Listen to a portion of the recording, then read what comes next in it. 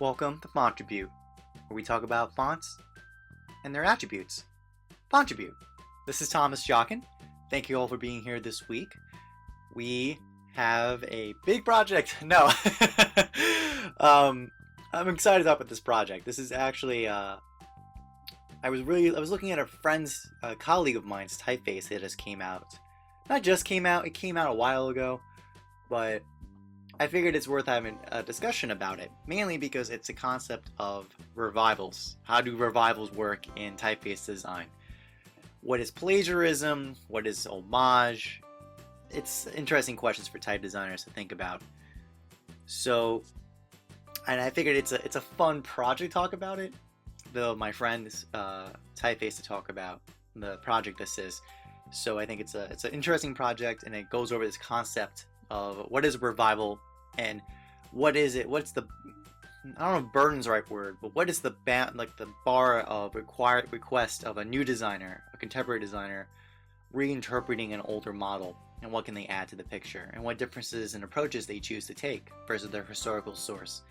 So let's get started. Now, the part I find rather entertaining about this is my good friend James Edmonson. He, at the Royal Academy, his final project was this revival of Hobo. Actually, no, correction. I don't think this was his final project at the Royal Academy in The Hague, but I know he was working on it.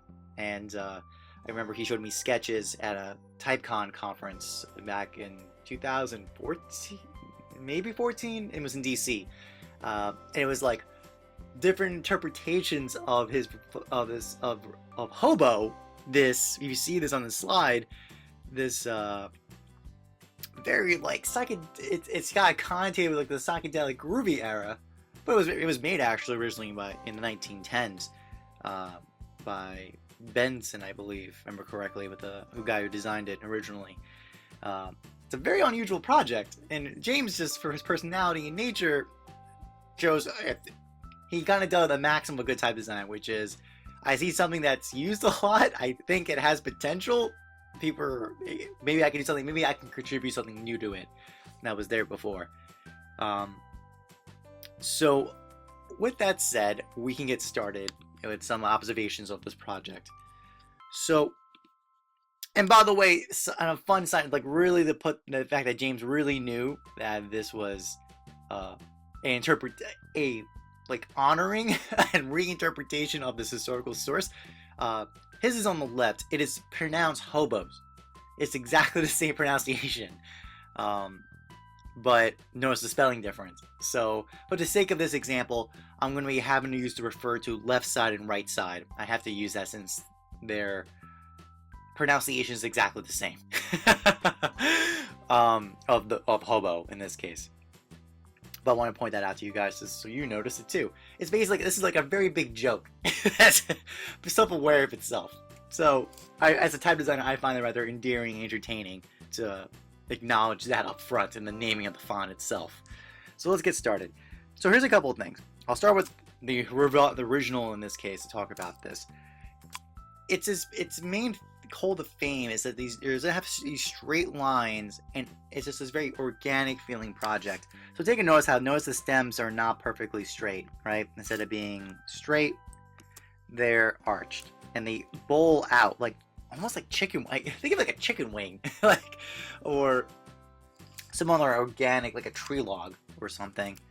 Then combine that with rounded these terminals always have these roundings going on.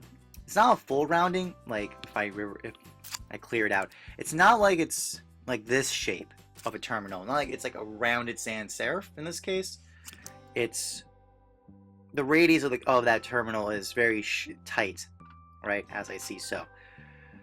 Also, there's a emphasis on a Hobo of a very organic asymmetry going on. So take a notice. Notice that here's the skeleton, right? That this the crossbar is not perfectly equal, right? It kind of leans more to the right side as such. And the terminal in the transition, there's this basically all this curvature happening, even to the point where really down here there's really no straight point at all. It's just all curves down here, all the way through the crossbar into the stems. In the original Hobo, well, in James's revival or reinterpretation of it, or I like to call Hoboeaux because of the spelling in the end, but it's really, I think it's pronounced as Hobo. He's hooked that idea. It's like, okay, I like what it's doing. I just think it's over the top at it, and let's work with this to make this more structured. So the first thing is, you know, it's more even-handed in how it's proportioned. Specifically, the crossbar. Notice the crossbar is equal. It's kind of an equal amount left and right, but it does honor the. Notice this kind of curvature radius on the bottom is much steeper, much more of a radius than on the top part. We can see that. But it also honors other aspects. Like notice, it looks like these stems on top are shorter than down here on the bottom of the stems. So this gives us feeling of kind of like a bottom-heavy letter, right? It's like just pushing down towards the bottom. Like in the original, because add that with this asymmetry, everything is just super running around like crazy. I think James must have assessed like that was an essential nature of the project, was his thickening of the bottom of the strokes of the vertical stems, and he wanted to maintain that in the source and hit from the source to his work, but he wanted to kind of get this under control somehow in his approach. So that's the H. The uppercase C is another letter I like to talk about. I think it's one of the main approaches of how James's approach is different in his Hoboeaux versus the original Hoboeaux in this case. So what we can see is, notice the terminal, notice kind of how much open space, right, in the aperture of the original on the right. James's has a much closer aperture. It's like enclosing in itself way more, right? This terminal comes way in. I think in James's, if I can interpret from James, and he made the assessment that based on the other aspects of the letter forms, a more enclosing shape for the C made sense versus leaving this wide open space over here. Also take notice, in general, this project, it's a sans serif project, but it has almost like, I don't know if sign painting is the right word for it, but these kind of terminals that are more to the point. See right here, like this treatment versus the treatment down on the top of the terminals. So there's different treatments of terminals at different aspects of the letter. So take notice of that as well. Also take notice in the rounds. Again, it's this idea of like this top heaviness. Notice that the bottom is wider, like this is widening. It's like an Easter egg almost effect on the bottom versus the top. So here, if I were like to over exaggerate, it's almost like something like a shape like this, basically. James chose to, I believe that's in the rounds, he chose to match that more systematically in the other uppercase letters in this case. But again, the main idea behind why that's happening is this idea of a bottom heaviness in the stroke composition. Things towards the baseline need to be heavier and wider than things towards the cap height or ascender space. And like I said, I'll use the lowercase o to talk about that. Notice that it's very subtle movement, but it's not. It's almost a slight rounding in the bottom, like wider rated, like rounder bottom than on the top. It's not much, but it's there. I can also tell because of the counter space over here, right? This counter versus how this counter is being handled. It's much more subtle. It's very subtle how James chose to do it on this one. But also just notice between the two, the original and James's. Notice the kind of, again, partly playing off this idea of bottom heaviness as well as this organic feeling. The original chose to have, different weights of contrast, basically kind of a thinner top part and a much heavier bottom part of the terminal of the stroke and the O. This gave probably a lot of instability and just kind of like bounciness in the letter form. James must have assessed it and thought that is not an essential aspect of the project he wanted to carry through. And he chose to really taper that down with a relatively equal weight top and bottom here. Some subtle playing in the curve momentums to help maintain this feeling of weightedness towards the bottom, but much more subtle in treatment than the original, how it chose to do that. The A is also a good example of talking about how curves were handled differently. So I think the original, it's if I were to critique it, I think its effective, its decisions give a certain like instability in all the letter forms. Everything just kind of bouncing around, just flopping all over the place. And I can see this here because of how this curve is handled. So you notice how shallow this curve is on this side of the A, on the right side of the A of the original, versus James's edition. He chose a much more just stable. It doesn't feel like this stroke radius area between the two of them. In the original, it feels like it's just falling over. It's just like kind of tipping over completely over. While in James's Hobo example, his revival, he made it more stable, kind of make it more like it's like sitting in a house. It's like a solid structure. It's not kind of tipped over, just being bounced around like a piece of jello, flopping around. And you can also see that in how he chose to define the bowl in the top part versus this bowl over here.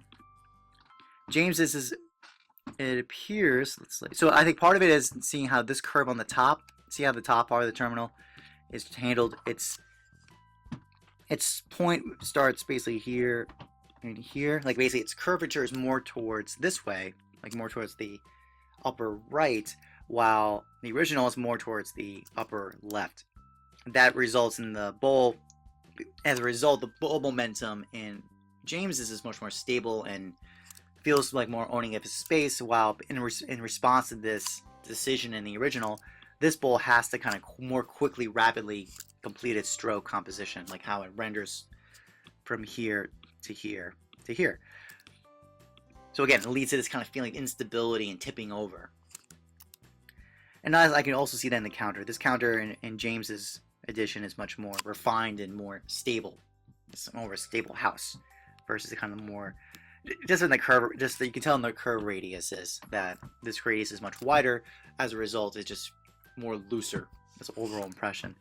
I do like that, by the way, that James chose to keep this little beep peek out. It's like a little tip, like tips out right to the right bottom right that the original had as well. I think that was a smart move by James to do that.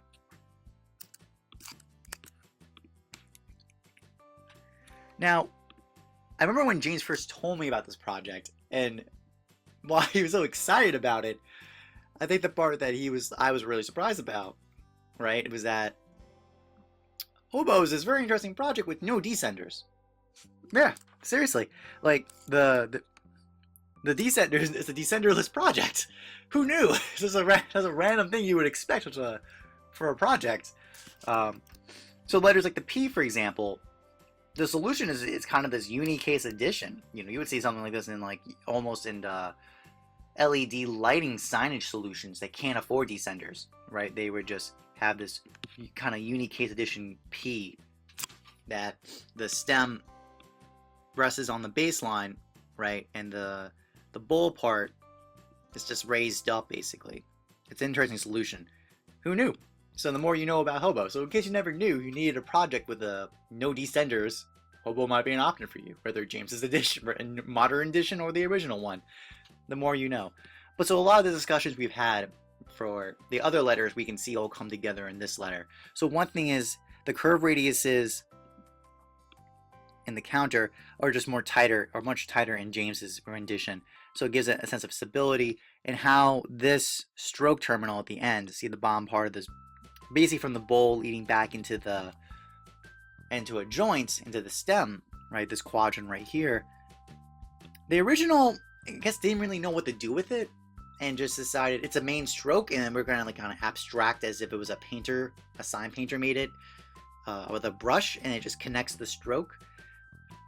It's a little unusual considering the other design solutions in the project. It's a little surprising. James, I think, saw that and decided that's a little too odd compared to other parts of the letters. So his solution was more of a, I'll call it an interpretation of that concept. So the main note you'll see is like this abstracting. It's not so abrupt. See how abrupt this terminal area is versus the more organic flow in James's revival. Also, we can see that in a couple of notes. He probably, to come to that conclusion, he needed this slope over here to be more, let's see, I would say, yeah, would be more, it's a little steeper than the original Hoboeaux. The original has to be a little more flatter on the top, and then it gets way more abrupt, especially right here. See this curve, this momentum right here at this area? This area right here is very sudden in its movement, while James's Hoboeaux kind of fills its space more comfortably. It's not so abrupt. It's not such an abrupt motion like this, like a diagonal stroke angle effect. So it can get away with being a more smooth transition in the stroke. And that leads also, notice the squareness kind of up here on the top shoulder, like kind of the shoulder moving to the bowl of the P, while James's is much more smoother in transition. Take notice of that. Also take notice of the degree of arching in the stem. James's has more of an arch than the original. Take notice of that. And also looks like Hobo's curve radius on the top corner, left corner, is tighter than James's. So there's all basically, because the project is so organic with so many curves, the question really then becomes, how tight are your radius of your curves? The tighter the radius of the curve, the more rigid the structure feels like. And the looser the curve, the more organic flowing it feels, right? And you can notice across the board with this project, sometimes you want these curves to be tighter to give it more stability and center and more like solidness, and other times you want to loosen the curves so things kind of feel more organic and flow through. And notice that each project are doing in different places. It's the decision of where to do the radius of curves that result in these different feelings you're getting and observations from the letters. And again, the letter that really stood out to me for this descenderness, the less of no descender project, is the G. It's a very interesting G, because notice there's no loop. It just basically goes into a bowl, to a neck into a spine, and then it just stops there. It's a perfectly reasonable solution, because you don't need the loop to close up and make it a G. I believe there is a version in James's where you can have that as an open type feature alternate, but the original he wanted to maintain the spirit of the original. So we have the original to the right to look at next to it. So a couple of things. Remember how the O in the original had this kind of top heaviness? So therefore, this weight will be lighter than this weight. That's maintained in the G, while James's Hoboeaux maintains equal weight on the top stroke and bottom stroke of the G, excuse me. They have similar treatments of the ear. The ear basically is getting handled certain ways. Hobo's original chooses to be much more stronger and wants more higher contrast in this part. James thought it was unnecessary, so he chose to maintain a more even stroke weight at that point. And the main note is to see how this basically neck to the spine works out, right? In James's, he decides he wants a lot more. He wants a pretty like a very clear definition of this white space over here. So he decided to let his bold be a little higher up, more of a kind of shape like this, like a flattened oval, right? Then versus kind of like a perfect circle effect the original had. As a result of being a perfect circle, this neck to spine has to make its motions much faster. So that's the result of this white space being tighter and smaller. While in James's Hoboeaux, this has more room and space to clear out and define itself.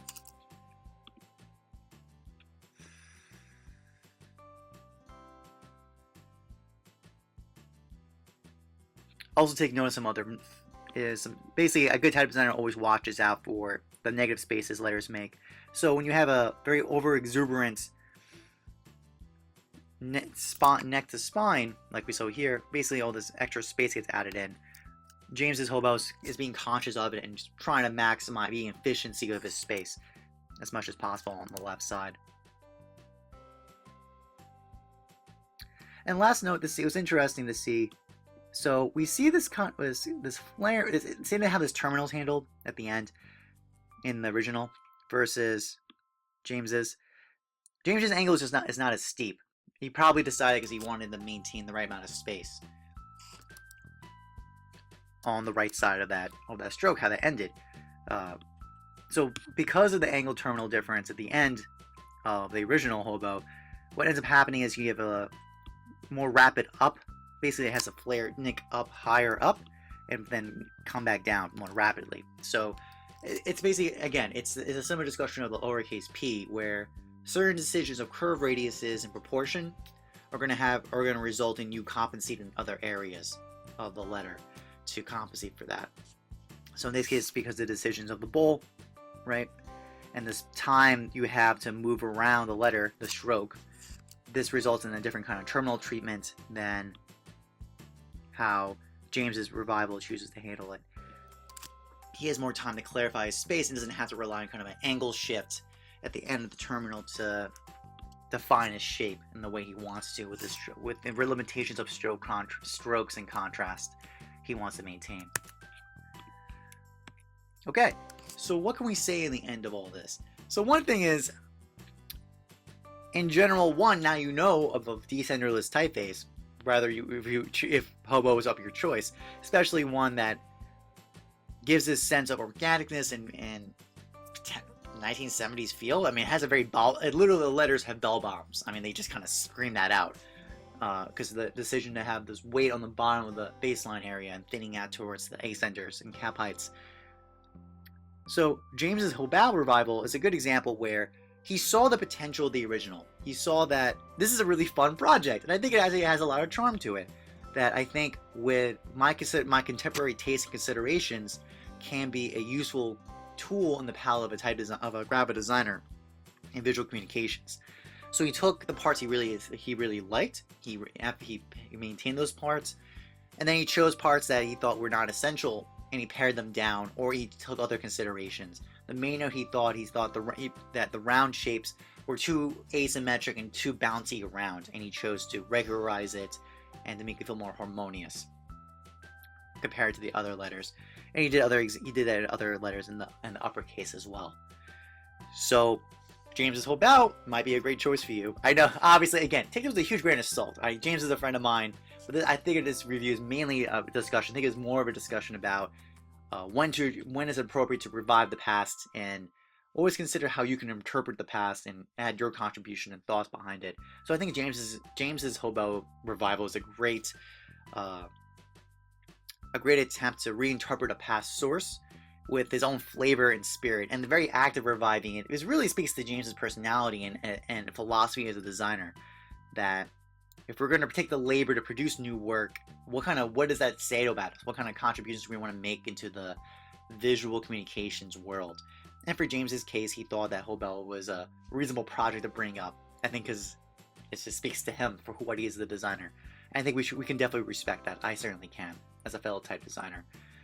And I think he did a very admirable job of taking this revival and adding his own flavor and taste to make it a very usable typeface for what it is. And again, this is why I respect James so much. So, this is Thomas Jockin. This has been Fontribute. I hope you learned a lot about the nature of revivals and how you can appreciate them and think about how type designers approach it. Hope you all have a great week. I look forward to speaking to you next week and talk to you soon. Take care. Bye.